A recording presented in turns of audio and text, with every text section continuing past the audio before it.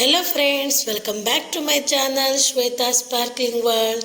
Friends, ನಾನು last ವಿಡಿಯೋದಲ್ಲಿ ನಾನು ನಿಮಗೆ ಮುಳ್ಳಯ್ಯನಗಿರಿಗೆ ಹೋಗಿರೋಂಥ ನಿಮ್ಮ ಬ್ಲಾಗ್ನ ನಿಮ್ಮ ಜೊತೆ ಶೇರ್ ಮಾಡಿದ್ದೆ.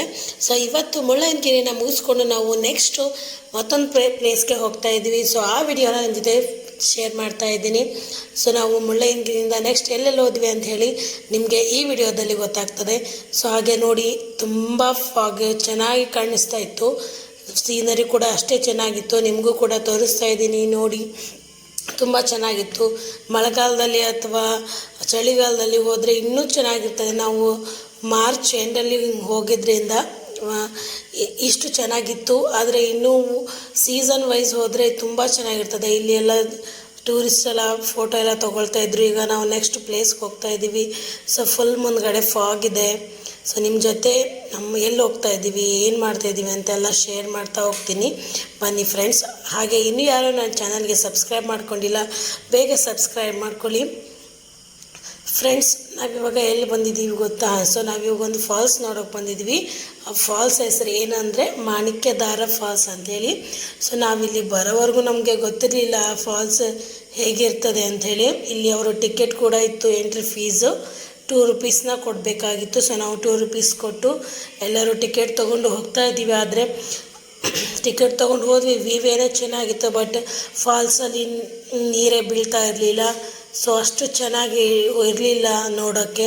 ಯಾಕಂದರೆ ಮಳೆಗಾಲದಲ್ಲಿ ಹೋಗಿದ್ರೆ ನಮಗೆ ನೀರು ಬೀಳೋದು ನೋಡೋಕ್ಕೆ ಸಿಗ್ತಿತ್ತೇನೋ. ಇದು ಬೇಸಿಗೆ ಹತ್ತಿರ ಆಗಿತ್ತಲ್ವ. ಸೊ ಅದಕ್ಕೆ ಸ್ವಲ್ಪ ಡಿಸಪಾಯಿಂಟ್ ಆಯಿತು. ಆದರೆ ಅಲ್ಲಿಂದ ವ್ಯೂ ಮಾತ್ರ ತುಂಬ ಚೆನ್ನಾಗಿ ಕಾಣಿಸ್ತಾ ಇತ್ತು. ಸೊ ನಿಮ್ಮ ಜೊತೆನೂ ಶೇರ್ ಮಾಡಿದ್ದೀನಿ ನೋಡಿ.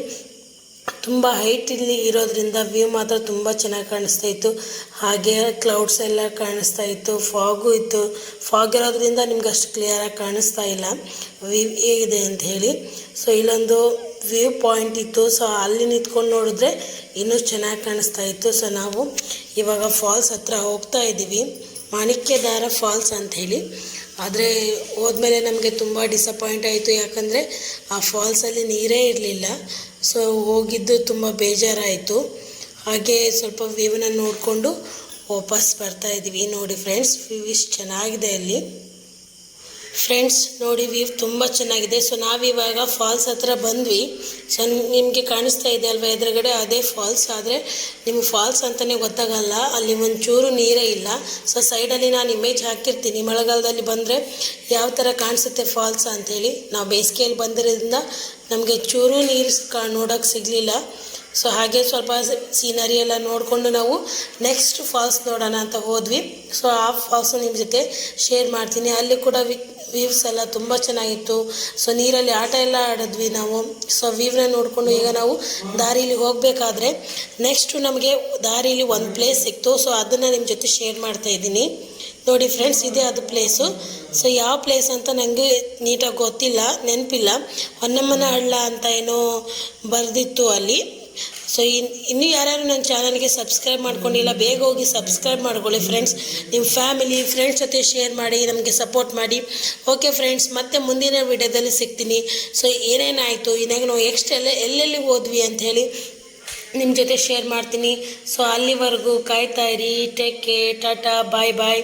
ಸೊ ದಯವಿಟ್ಟು ಇನ್ನು ಯಾರನ್ನು ಸಬ್ಸ್ಕ್ರೈಬ್ ಮಾಡ್ಕೊಂಡಿಲ್ಲ, ಮತ್ತೊಂದು ಸಲ ಹೇಳ್ತಾ ಇದ್ದೀನಿ, ದಯವಿಟ್ಟು ಸಬ್ಸ್ಕ್ರೈಬ್ ಮಾಡಿಕೊಂಡು ಸಪೋರ್ಟ್ ಮಾಡಿ ನಮ್ಮ ಚಾನಲ್ಗೆ. ನಿಮ್ಮ ಸಪೋರ್ಟ್ ತುಂಬ ಇಂಪಾರ್ಟೆಂಟು.